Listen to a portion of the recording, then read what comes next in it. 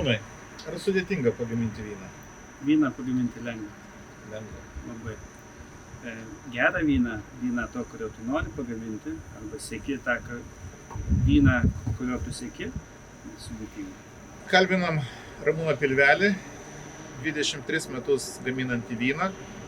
Hobis, kuris pasidarė verslu ir dabar Lietuvoje žinoma internetinė parduotuvė vitis.lt, kurioje galima surasti nuo prekių, kaip išauginti vynuoges, vynmedžius, iki visko, ko reikia pagaminti vyną. Kokie pagrindiniai elementai pagaminti gerą vyną? Žaliava. Ir mano žiniomis yra tik tai gerai užaugintos vynuogės, kurių sultys leidžia pagaminti vyną nekoreguojant sulčių. Turiu sulčių, kuriuose yra pakankamai rūgšties, pakankamai cukraus, pakankamai aromatų, įdėjau fermentacijos kibirą, laukiu vyno. Visos kitos uogos, vaisių uogos, daržovės, žolės įvairios, iš kurių gaminamas vynas yra, joms reikalingos korekcijos. Reikalingos korekcijos pačios mėsos. Tai išskyrus Ką koreguoti reikia? Tai reikia koreguoti tuos pačius parametrus. Kuriuos? Rūgštį, cukrų ir aromatus. Rūgštis, cukrus ir aromatas. Tai jeigu reikia koreguoti visų gaminamų žaliavų sudėtį, tai kodėl nepagaminus vyno iš vandens? Gerai skamba vynas iš vandens. Taip. Ir aš noriu parodyti, kad net ir iš vandens galima pagaminti vyną, nes į kiekvieną žaliavą turi žiūrėti kaip į gamybą iš vyno.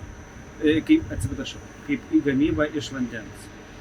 Nes tu turi vandenį ir jau pasąmonėje žinai, kad jame nėra nei aromatų, nei rūgšties, nei cukraus ir tu juos dedi iki savo norimos normos.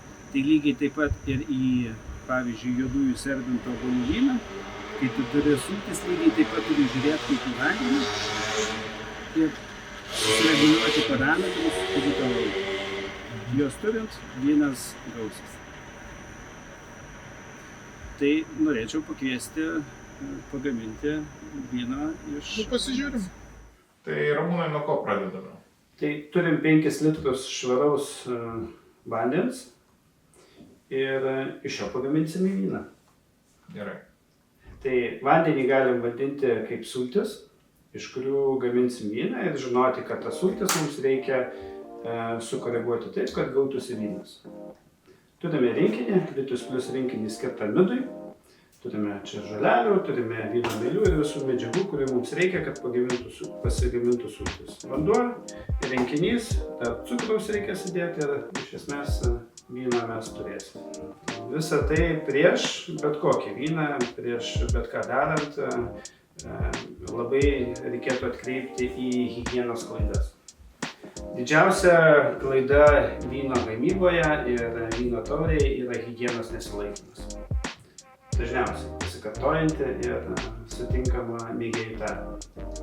Tai indai švarūs, dezinfekuoti, rankos švarios, sultis, jeigu naudosite, jos irgi turėtų būti švarios, turiu omeny, jos gali būti neplautos, obuolių galite neplauti, bet jie turi būti sveiki.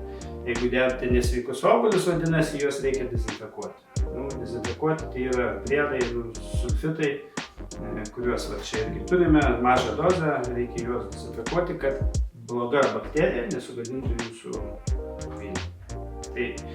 Ir fermentacijai naudojam apsaugą nuo oro, tai vadinasi dedam oro vožtuvą, kuris reikalingas fermentacijos metu ir maksimaliai saugom nuo patekimo oro.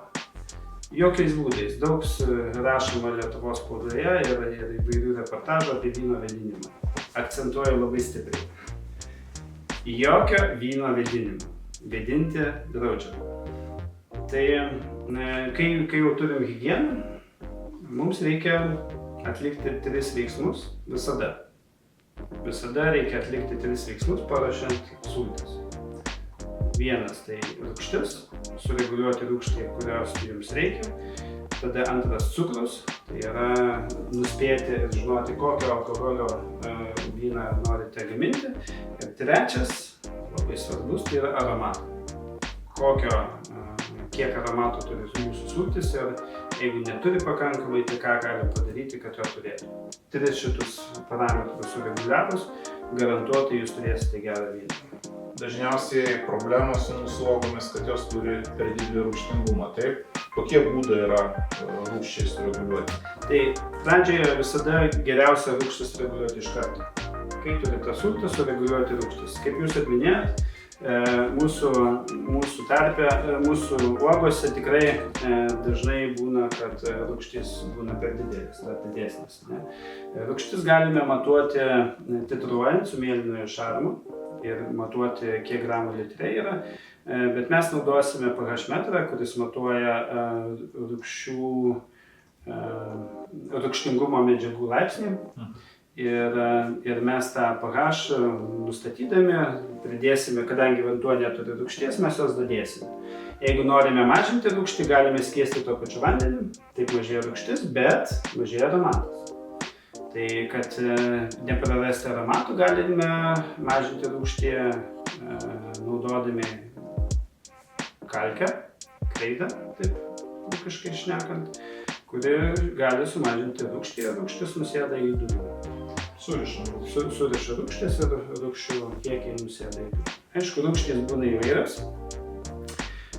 Vyno rūgštis būna tik vynuogėse, bet obuolių rūgšties jos yra visur, citrinų rūgšties taip pat. Mes naudosime produktą Mixacid. Tai yra produktas, kuriame yra 3 rūgštys, yra citrinų, vyno ir obuolių rūgšties. Toks miksas, kuris pasitaiko dažnai įvairiausiose sultyse. Aišku, šiuo metu neturi, bet visai rekomenduotina dadėti pieno rūgštį, kuri yra šiek tiek švelnesnė geria. Aš galvoju, kad baltam vynui pagaminti reikia 3,3 pH. Tai pH dedame maišydami. Turiu čia pasimatavęs 2 gramus rūgšties Mixacid. Ir įpilus mes ją išmaišome. Išmaišyti aš čia turiu higiena numeris 1, jau kalbėjom. Tai mes išmaišome rūgštį ir pasimatuojame.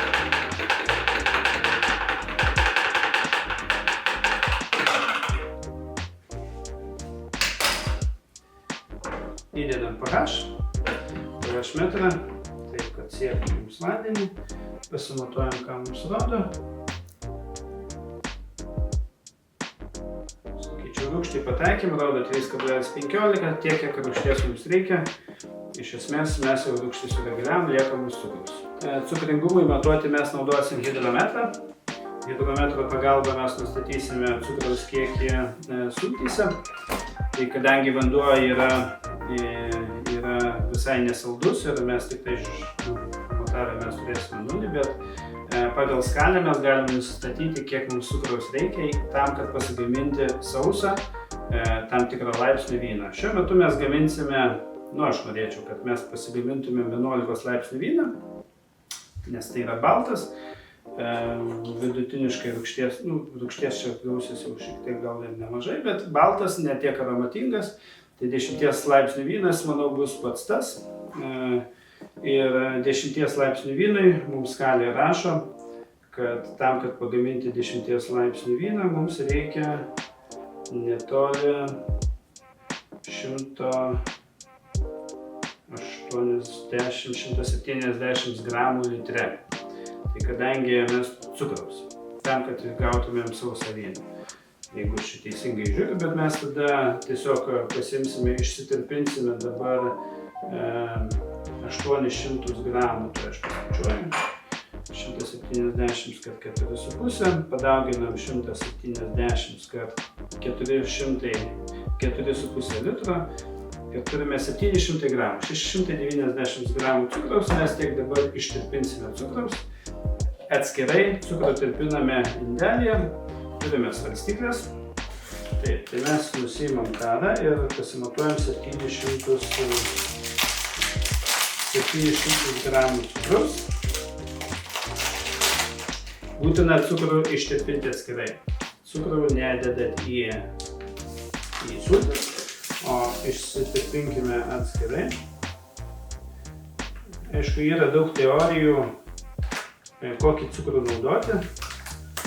Įvairių teorijų. Neturiu tokio indo, tai aš čia per kelis kartus ištirpysiu. Dabar mes turime gal iškart. Yra teorijų įvairių, kokį cukrų naudoti, fruktozę, gliukozę, ar tiesiog, kaip šiuo atveju čia bus cukrinių runkelių cukrus. Bet galiu pasakyti drąsiai, vyne didelio pokyčio jūs nepajusite. Kai pamėgsite gaminti vyną ir norėsite kažką daugiau, tada atsiranda eksperimentai ir atsiranda paieškos, ką galima dar padaryti kitaip. Tai tada taip, atsiranda eksperimentai įvairios cukraus naudojimo, kiekio ir taip toliau. Mes išsitirpdome cukrų. Čia užtruks kokių 10 minučių, kol mes cukrų išsitirpysime, galėsim į tą laiką pažaisti su aromatais.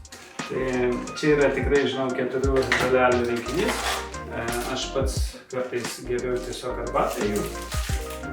Skani ir aromatinga, tai mums reikia šitas žoleles ištirpinti. Šitas kiekis yra pritaikytas 20 litrų, bet kadangi mes turim vandenį ir nearomatingas, tai to kiekio tikrai mums kaip koncentracijos užteks. Tai mes padarysim iš tų žolių užpilą. Mums reikia, kad neviršytų 80 laipsnių. Čia labai svarbus momentas, nes užvirintos žolelės jos gali prarasti aromatą. Ir pataikėm. Ir va tokioj temperatūrai mums reikėtų laikyti iki valandos. Gerai, tai mūsų cukrus ištirpo. Supilsime cukrų ir pamatuosim tada su hidrometru, ką mes turime, ne? Taip. Išmaišom.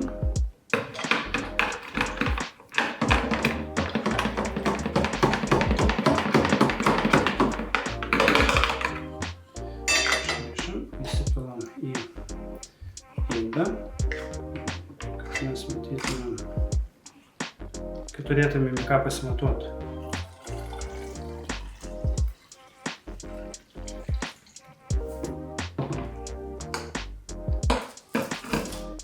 Ir įdėtum hidrometrą.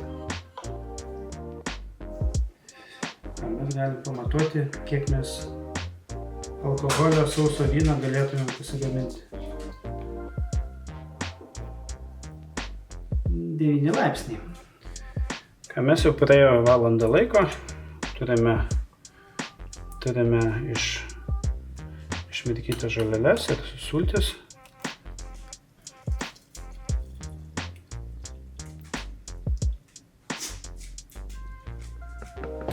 Palauksim, kol atvės ir supilsime į sultis. Voila!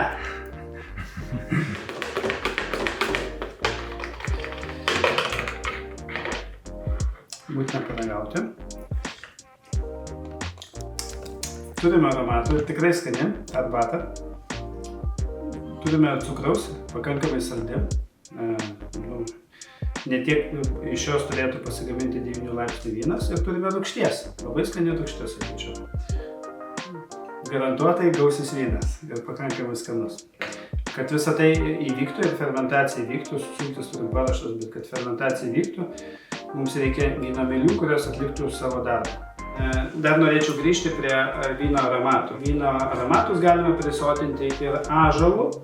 Senų tradicinių būdų vyną galima laikomas vynas ąžuolo statinėse, bet yra puikia alternatyva, 10 kartų pigesnė, tai yra ąžuolo drožlių naudojimas vyne. Dėl ąžuolo savybių, ąžuolas gali būti skirtingo tipo ir skirtingo skrudinimo, galim išgauti karamelę, vanilę, dūmą, medžio skonį ir skirtingus aromatus. Tai mes panaudosime kelis tipus, kad gautumėm šiek tiek karamelės, naudodami Reglyzos tipo ąžuolo drožles ir šiek tiek vanilos. Vanilos iš prancūziško ąžuolo, tai šitų kelių drožlių mišinį mes irgi įdėsime į vyną. Ąžuolą galime dėti tiek prieš, tiek po fermentacijos. Vynui papildomo skonio taip pat gali suteikti ir taninai. Tai yra įvairius taninai iš ąžuolo, ąžuolgilių, iš vynuogių, įvairių rūšių. Skirtingi pasirinkimai, kad mes taninų nedėsim, bet galėsim vėliau pažiūrėti, kai mums vynas bus pagamintas, ar mums reikia taninų pridėti ar ne, ir mes turime platų pasirinkimą vyno taninų. Mes naudosime vyno mieles iš midaus rinkinio, Vitis Plus. Ką mes čia turime dar? Mes čia turime dar maistinių medžiagų. Maistinių medžiagų mums reikia tam, kad vyno mielės pasidaugintų. Tada turim vyno mielės, kultūrinės vyno mielės pritaikytas 25 litrams, bet gali būti ramus, nes vyno mielių užteks, nebus per daug. Ir dar turim kelis pakelius rinkinyje, kurie nuskaidrintų mūsų vyną. Tikiu, kad galbūt jų ir nepritaikysim, matysim po fermentacijos. Ir yra du ingredientai, kurie būtini. Vienas, kad vynas išsisaugotų ilgiau, ir kitas, kad vyno mielės nepradėtų aktyvios būti, jeigu mes norėsim pasaldinti vyną. Naudojam vyno mielės perifermė, jos pritaikytos stipriems vynams, bet puikiai tiks ir mūsų vynai, nors jis ir nestiprus, bet perifermė vyno mielės puikiai veikia šiltoj temperatūrai, kambario temperatūrai, kaip čia kambaryje apie 22 laipsniai. Tai paprastai sultyse būna laukinių vyno mielių, bet jų veikimas sunkiai būna nuspėjamas. Tiesiog nežinome, ką gausime, nežinome, kaip tos vyno mielės veiks ir kiek mums sugebės suskaidyti cukrų į alkoholio laipsnį alkoholio kiekį, procentinį kiekį litre. Tai todėl naudojam kultūrinės mielės tam, kad gautumėm garantuotą rezultatą. Mes įsipylėme apie 70 ml šilto vandens 35 laipsnių temperatūrai. Mums jo užteks, kad vyno mielės ištirptų. Tiesiog įberiame vyno mieles ir mums jas reikės paruošti. Kad vyno mielės geriau išsikurtų, galim dėti mielių aktyvatorius arba mes iš tų pačių sulčių šiek tiek saldžių jau paraštų sulčių įpilsime į pakelį. Tai gaus šiek tiek cukraus mielės ir pradės aktyvuotis. Kad čia saugiai stovėtų, rekomenduotina šiek tiek tai vat dėti.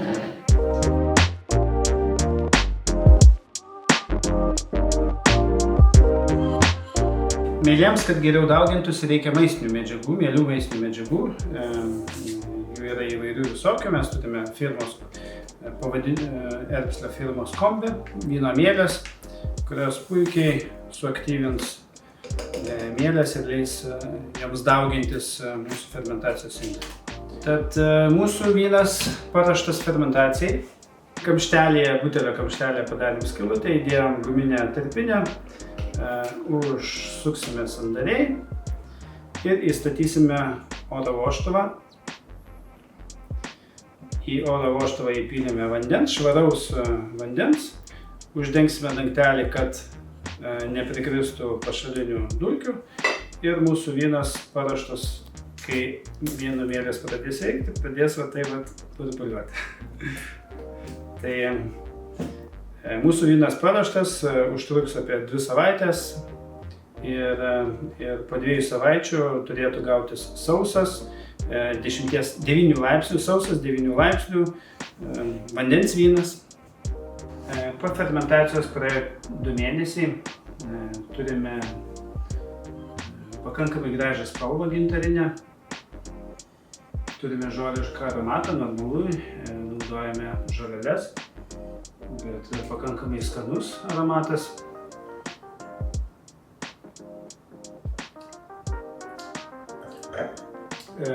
vynas tinkamas vartoti ir tikrai geros kokybės.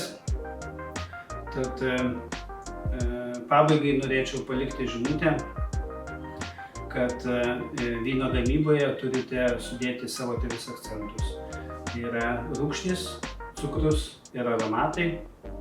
Jos 3 sureguliavus arba pataikius į jūsų norimą 3 punktų skalę, jūs pasigaminsite savo norimą vyno receptą.